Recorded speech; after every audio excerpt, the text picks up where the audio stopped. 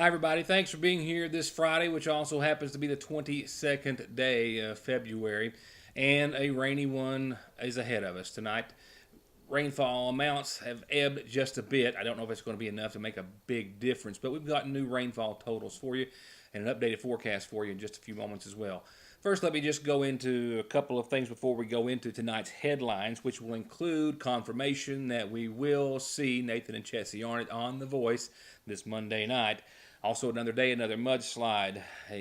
Another update after speaking with the son of a Magoffin County man who is still in the hospital in grave condition, possibly after a gun exploded on him earlier this week. We'll show you that gun and talk about it in more detail in just a few moments. 57th District highlights from last night, some arrests and other things as well.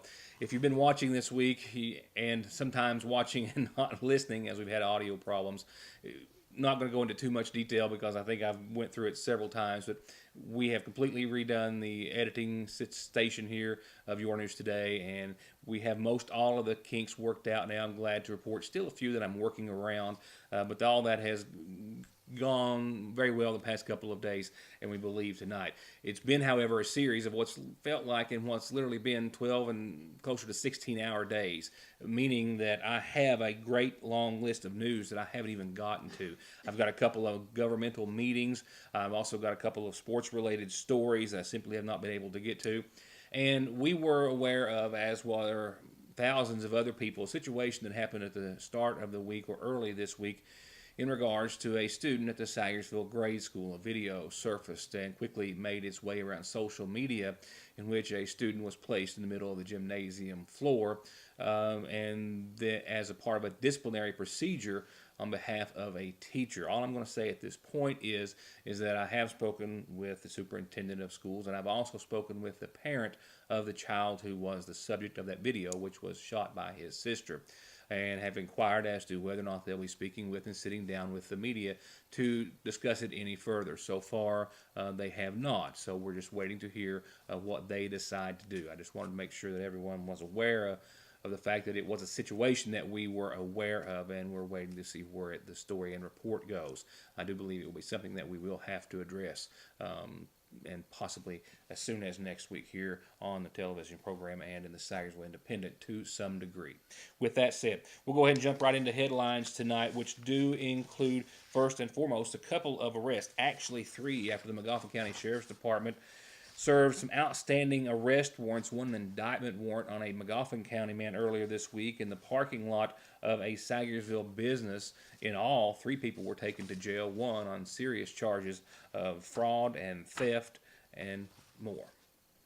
26-year-old Evan Joseph was served with several outstanding warrants, one for a failure to appear charge related to a Johnson County case, another that of an indictment warrant out of Magoffin County where he was charged with fraudulent insurance acts after this past October a Magoffin County woman turned into authorities a report saying her credit card or debit card had been stolen, and they investigated and determined that it had been used at several local businesses over the course of about 5 days, and they found video surveillance footage at a local business showing Joseph using that particular card, determining that he had been to the victim's house at a prior date and had stolen the card at that time.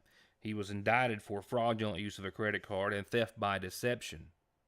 And Joseph faces new charges after he was being arrested and then found to be in possession of methamphetamine, Suboxone, a needle in his front pocket, and under the influence of drugs at the time that he was taken into custody in the parking lot of the dollar store. And 2 other people with him were also arrested as well. A McDaniel woman of Paintsville was charged with possession of methamphetamine, illegal possession of a legend drug paraphernalia, specifically syringes and plastic baggies, and a prescription not in its original container after authorities found inside her purse a number of items, including methamphetamine, 6 needles, some with blood in them, other with a clear liquid, a straw, and other items. And 63-year-old Randall Minix of Sagersville was also arrested for 2 outstanding warrants.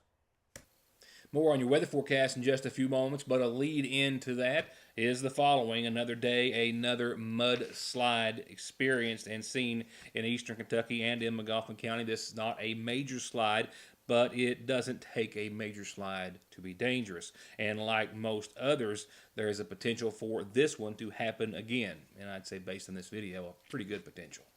And this one happened in a pretty bad spot, right at the top of the Ivy Point Hill, right in the curve, quickly backing up traffic in a matter of seconds, only partially blocking one lane, but the potential for more of a slip is certainly there. Motorists actually say that while they were standing there, just in the matter of a few moments, they saw a crack in the hillside widen significantly, and then there's that tree with very little earth beneath it that poses a continued risk, in my opinion. The state highway was called by the Sayersville Fire Department to remove the debris that was there. All we can do at this time is urge everyone to use extra caution in this area and basically anywhere you're traveling at this time, as we have so much moisture that has fallen. We still have maybe a couple of inches of rainfall in your forecast as well, so slides are going to continue to happen over the next several days, maybe even weeks. And of course, we're still looking at up to a couple of inches of rainfall, maybe more, on top of all that we've had. Your forecast is coming up, as well as other headlines after these messages. Don't drive or let your family drive in this or this before doing this. Stopping at Conley Tire in Staffordsville for brakes, oil, alignment, and of course, tires. Thousands of tires in stock every day to fit anything, with 6 months no interest financing and over 33 years of quality service with a smile. Conley Tire in Staffordsville. The flu and flu-like illnesses are widespread in Kentucky, and they're not going away anytime soon. So odds are, if you aren't or haven't been sick, you likely will be. And Parkway Pharmacy has exactly what we all need to fight it and any other cold or illness. From immune boosters for adults and children as young as 2 to all-natural homeopathics made right here in the United States of America. They can help prevent you from getting sick or get you fast relief if you already are. With great tasting and easy-taking gummies, powdered mixes, rapid-melting fruity tablets, and syrups at Parkway Pharmacy. Here are just some of the sizzling hot deals this week at your Sayersville Save-A-Lot. Chicken drumsticks and thighs, 69 cents a pound in family packs. Pork ribs, 99 cents a pound in family packs. And boneless chicken breast, $1.69 a pound. Red Baron pizzas are on sale, $2.99 each. And Sara Lee honey wheat loaves of bread, $2.29. And pick from the tastiest varieties of apples for only $1.99 per 3-pound bag. Price is good through Tuesday, February the 26th at your Sayersville Save-A-Lot, and be sure to check out their new website at savergroup.com. Just in at Parkway Gun & Pawn, and everybody was eyeing this one, a lever-action Adler Arms 410. And this Maverick over and under 12 gauge, another over and under 12 gauge by TriStar. And if you're looking for something air-powered but still potent, this Ruger 22 caliber rifle will have you covered, and this Gamma 177 is just in stock. And they've got the latest in personal protection in all the calibers and in all the names and styles that you're looking for, and they won't last long at Parkway Gun & Pawn, 349 Pawn. If you've been injured in an accident, make no mistake, it's all about the money. Considering filing bankruptcy, it's all about the money. I'm attorney Jeff Lovely. I represent injured people who deserve all the money they can get. I represent people who deserve to keep their hard-earned money. If you've been injured or considering filing bankruptcy, call me at my Sayersville office at 349-4522 or at my West Liberty office at 743-1965. Check out the newest arrivals at Gateway Motors, like this 06 twin-turbo V8 all-wheel drive Range Rover, this 06 Jeep Commander full-size trail-rated luxury, this 05 GMC Yukon with third-row heated seats loaded up, and they've got an 08 Nissan Frontier four-wheel drive V6 automatic with only 122,000 miles. And this 06 F-150 has 119,000 original miles. And you can drive off in any or all of these for about $200 a month at Gateway Motors in Sayersville, 349 Cars. In an update tonight, a Magoffin County man at last report, as of earlier today, was still in critical condition in the intensive care unit at the UK Medical Center after a gun accident that I reported on that happened earlier this week. Well, this morning I spoke with Ronald Blanton on the phone. Ronald was on his way back to the hospital but gave me a few statements. He is Larry Blanton's son, and he was with Larry on Monday morning when they were siding in a new Remington 770 that Larry had purchased the night before at an area Walmart. Now, first and foremost, before I talk about Larry's condition and the accident, let me say that while it appears that there was an obvious malfunction of some type, I have no way of knowing if it was related to the gun, the ammunition, or both, or anything else. And the Blantons, too, are unsure at this time as to what may have caused the gun to explode on their loved one. However, they think that everyone should be aware and cautious until it's determined what caused that popular selling rifle to explode into pieces. As for Larry's condition, his family is asking for your prayers. Larry first underwent surgery at the Pikeville Medical Center earlier this week, where they removed the bolt section of the rifle from his chest. Then, afterwards, doctors found that an artery in his arm had been compromised as well, and they sent him to the UK Medical Center for a second surgery. Since then, he has not woken up, and he has suffered, I'm told, 3 major strokes, and doctors were not hopeful as of this morning. As for the accident, this is what his son Ronald told me this morning. Ronald said that his father purchased a brand new Remington 770 at an area Walmart, I believe it was just Sunday, to coyote hunt with, and that Larry and his grandson had actually fired the weapon, test firing it on Sunday evening, the night before the accident. The following morning, he called Ronald, who was off work that day, saying that the rifle wasn't quite accurate enough and they wanted to bore sight it. So Ronald went to his dad's to do just that. They put up a target. The round missed the target.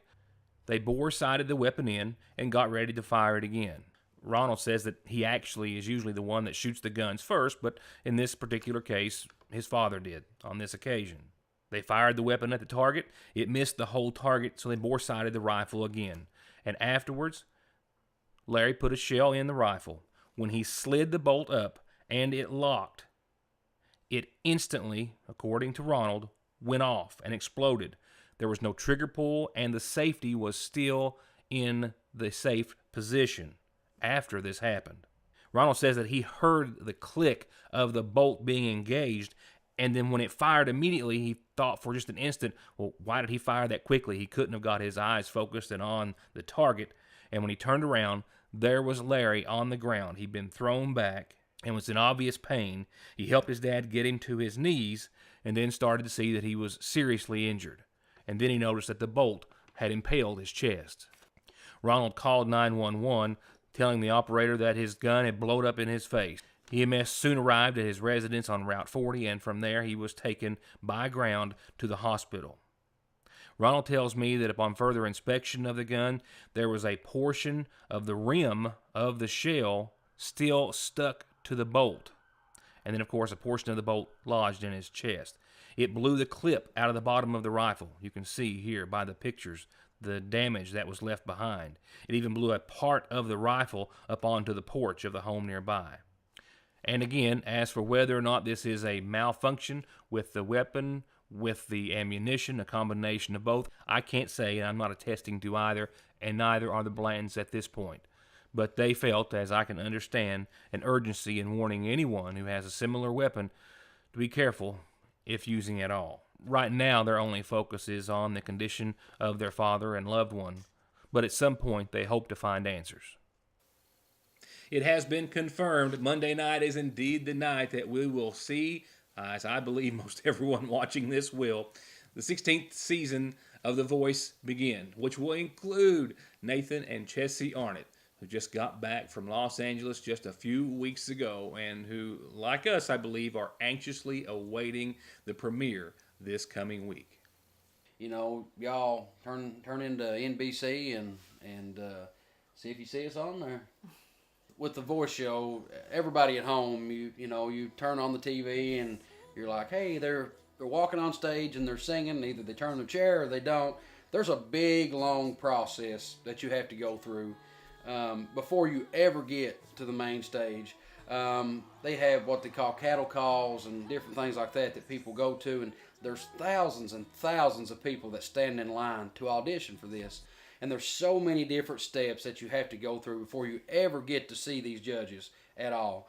And me and Chessie was truly blessed to get to where we was at on this show, and you all see when you watch it. That we will. Yep, again, confirmed via a message direct from The Voice to the Arnott's. They will be featured in the 16th season, which begins on Monday, and they will be, we believe, on Monday's broadcast. From there, what happens? They're not saying. They can't, and I get that. Doesn't make it any easier, but I get that. So for now, enjoy just a minute or two of Nathan and Chessie from the living room couch, and then we'll all enjoy seeing them on The Voice. I'm so excited. Next week.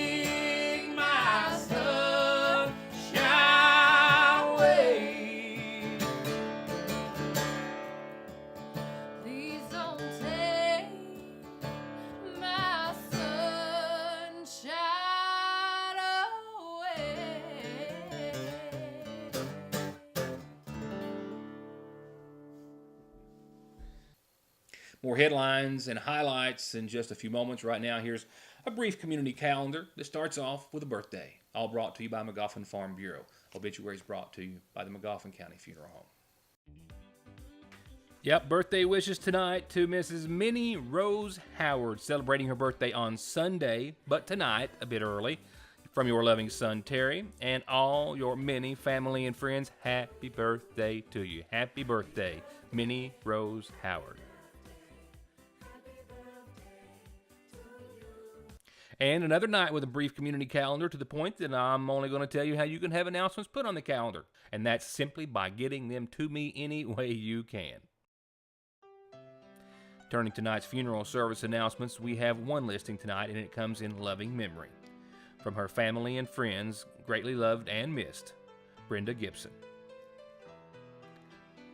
I'll be right back. Appalachian Wireless is transforming the way you upgrade your smartphone. Trade in, trade up, and experience the benefits of Appalachian Wireless's trade-in program. Head into any Appalachian Wireless retail location or go to AppalachianWireless.com to get an estimate on your device. Use or apply your device credit towards your new Appalachian Wireless device or account. It's that simple. Just another way Appalachian Wireless proves better service and bigger savings. That's today's Appalachian Wireless. At Sagersville National Bank, they know your house is much more than your home. It's an investment, and for many of us, the biggest we'll ever make. And whether it's for needed repairs and maintenance, or a new addition or renovation to give you some more room and more equity, let Sagersville National Bank deal with all the financial work and worry. Real and real competitive hometown, homegrown, home improvement loans at Sagersville National. Heart disease. It's the leading cause of death for men and women, taking 1 of every 4 lives. And it's not just affecting older adults anymore. Obesity, high blood pressure, and smoking are causing heart disease in those as young as 35. But the good news is, it can often be prevented with good choices, like letting the professionals at Hope Family Medical Center help you manage and improve your condition. February is American Heart Month, and the providers at Hope are ready to help you with good choices, which are as simple as calling, coming in, or attending their chronic disease self-management program every Wednesday in February at the Lakefront Church of God. Big Sandy Healthcare and Hope Family Medical Center want you to love your heart. Car wrecks, truck wreck, disability, workers' comp, slip and fall, wrongful death. Your case matters to you. Your case matters to us. Contact McFarland Tinker Law Office. With our combined experience of over 58 years, we're here ready to work for you. Whether it's game time, family time, or any kind of fun or hungry time, it's always a perfect time for the party platter from your Sagersville Lee's famous recipe. 20 crispy buffalo wings, 20 hot and spicy wings, fried pickles, cheese sticks, jalapeno poppers, mini corn dogs, jumbo breast strips, and spicy jumbo dippers. It feeds a crowd for only $34.99, and you get $3 off if you call and order one at least a day ahead. It's party time at your Sagersville Lee's. From brakes, exhaust, suspension, fluid changes, to expert collision and auto body, to turning your 4x4 or diesel from mild to wild, get real auto maintenance, paint, and repair at Black Smoke Performance in Dixie of Sagersville. 349-8785. Spring can't get here fast enough, but new spring fashions can, and they're already coming in at the seasonal shop. They've got new designs from Simply Southern, including their Simply Cute hair bows, and all sorts of new designs in home decor, new bourbon and bow tie jewelry, and literally something new coming in every day. Make spring happen on your time at Fraser's Prater Drugs seasonal shop in downtown Sagersville. A couple of important things to discuss before I leave you for this evening and for the weekend. That being, first of all, coverage of last night's 57th District Tournament at Paintsville. The Lady Eagles of Johnson Central and McGoffin County's Lady Hornets squared off last night. McGoffin County's Lady Hornets struggled much of this season, but pulled it all together, taking out Sheldon Clark in the semis for their first district win of the season. Could they do it again against Central's girls, the defending 15th region champions who made it to the championship round in 2017 against Paintsville, meaning that a lot of these girls know what tournament time is all about? Let's see. Haley Barnett gets the tip to Kennedy Stacy for McGoffin County, and Stacy wastes no time finding footing inside the three-point territory to open it up. And Morgan Hobson's first three for the Lady Eagles puts them up 6-2, just long enough for McGoffin County to get the ball down court and to Haley Barnett, who sinks the left-hander.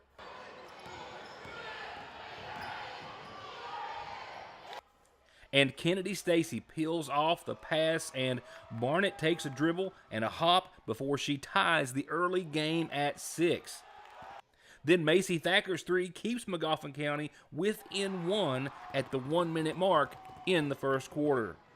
It's 12-10 in favor of Central to start the second, and Sammy Seitz ups it to a 5-point lead from the arc, and it's timeout McGoffin County. And a little teamwork with Elena Castle to Faith Fairchild, and Morgan Hobson's big three equals a 22-10 Central lead.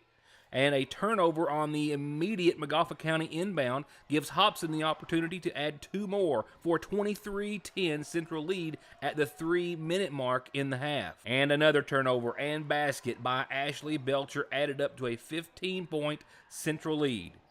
That, Barnett and Morgan Dameron and Kennedy Stacy cut to 11 at the halftime buzzer.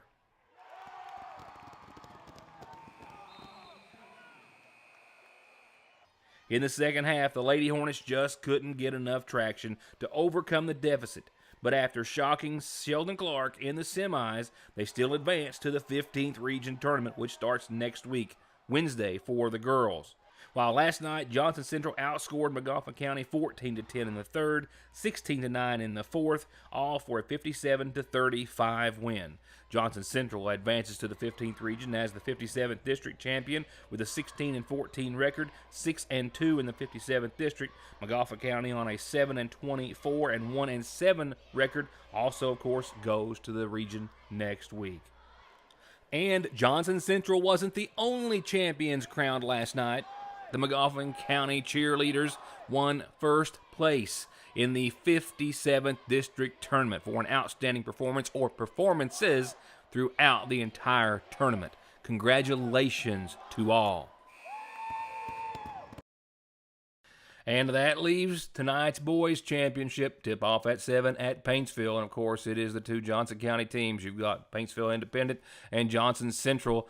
The Johnson Central Golden Eagles coming in at 23-7. The Paintsville Tigers 18-6. These two teams split in the regular season, with both advancing to the 15th region tournament. But make no mistake, they both want tonight's title that's up for grabs in the 57th district. And as far as the 15th regional tournament, well, we'll know who's facing who tomorrow. I won't be able to tell you until Monday, but I can tell you tonight they will draw at 10 o'clock in the morning, and that the boys' brackets will start Monday and Tuesday of next week at the Eastern Kentucky Expo Center in Pikeville. Girls' play will start Wednesday and Thursday. Now for your weather forecast, it's been updated. Rainfall amounts have been brought down just a tiny bit, and you still have to take into account the possibility of some thunderstorms, which could dump heavy amounts of rain on some isolated areas over the course of your weekend. The National Weather Service has knocked about a half an inch off of total rainfall amounts for us, specifically in the viewing area. We're kind of on a fine line, as you can see that line just to our south of McGoffin County and of Johnson. So it's going to be a rather close call. But that initial round of lighter rain is continued this afternoon. The heaviest rain is expected with that second round of rainfall tonight into tomorrow night, and thunderstorms possible tomorrow night. Keep that in mind, which increases the likelihood of locally higher amounts of rain, and that could change the whole ball game. Isolated strong storms will be possible Saturday night as well, with some damaging wind gusts being that main concern. The rain should be out of here by Sunday morning. As for the storm threat, here you have the latest model indicating that there is a threat Saturday night. Damaging winds, as I said, the most significant threat out of the Kentucky area, while we remain in simply a marginal area to approaching the thunder-only category for much of eastern Kentucky and all of the viewing area, and I'm hoping that's where we'll stay. So, to sum it up, showers likely. They'll really start to pick back up after 5 in the a.m. Cloudy. Temperatures falling to around 44 by about 8 o'clock. Then they're going to rise to about 47 for the remainder of the night. Tomorrow, 59 degrees and showers. Tomorrow day, about anywhere from 3/4 to an inch of rain. Then tomorrow night, we could add anywhere from another half to maybe 3/4 of an inch of rain. Showers continuing. Some could produce some heavy rain tomorrow night. South winds will be noticeable, anywhere from 7 to 23 miles per hour. And showers likely continue Sunday morning, mainly up until about 10. Then we're going to clear up. We're going to see partly sunny skies. We'll see those breezy conditions on your Sunday, and then we'll clear up by Sunday night with mostly clear and a low of 25, and then it's off to a good start next week. Monday sunny and 46, Tuesday sunny and 49, Wednesday partly sunny and 51, Wednesday and Thursday accompanied by a slight chance of some showers. And that, after a long one, is a wrap for this week. Thank you so much for being a part of it, being patient with us over the past couple of weeks as we continue to work out the bugs in our new setup, which I'm still very pleased with. And for now, thank you for being a part of the show tonight. Have a wonderful weekend. We'll see you back here Monday for more of Your News Today. Good night.